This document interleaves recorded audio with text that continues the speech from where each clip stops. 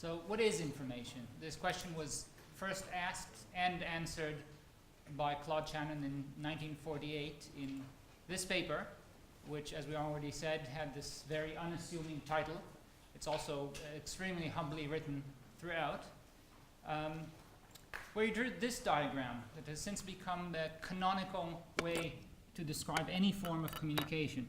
You have here an information source that creates the information. The information gets encoded for it to be transmitted over a channel, and then it is received, decoded, and consumed. And what Shannon did was he took all of the components of this diagram and he abstracted away anything at all to do with the technology of how this is done and looked only at the mathematics of it. So consider a channel, for example. The channel is not described by what messages it can carry, but only about what number of messages it can carry. Similarly, the information source is characterized by the probability in which it will generate various things, not by what it actually generates. So, for example, if you want to quantify the information that I am imparting on you right now, it's useful to remember that I'm more likely to be speaking in English than in gibberish.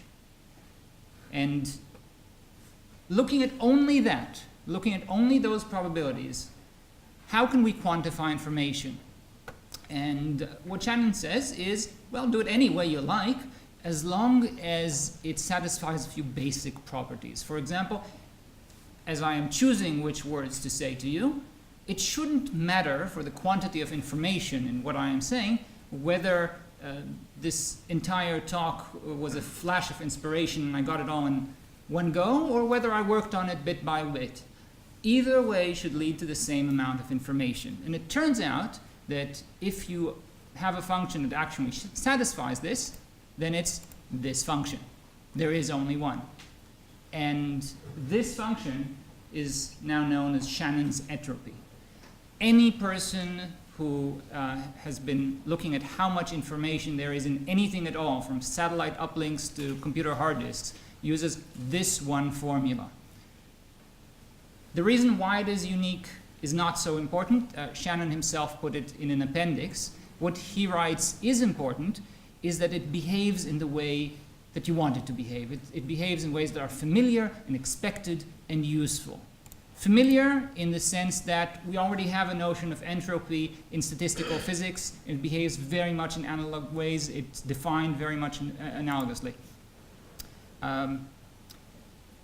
It's expected in the way that, for example, if this talk were to be transmitted to Caulfield, the people in Caulfield would be getting exactly the same amount of information as you are getting. That transmission will not change the amount of information, so expected. And useful, well, here is what Shannon called the fundamental theorem for a noiseless channel. And in a paper quite so unassuming, the word fundamental is striking, and rightfully so. What this theorem says is, if a message contains less information than the capacity of a channel, any channel, then you can always find an encoding that will allow you to transmit that message through the channel.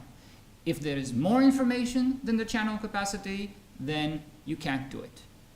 And now we have two things. We have a definition of what is information, and we have the basic law in the physics of how information behaves. And these two things started the information age. The information revolution started right here in this paper.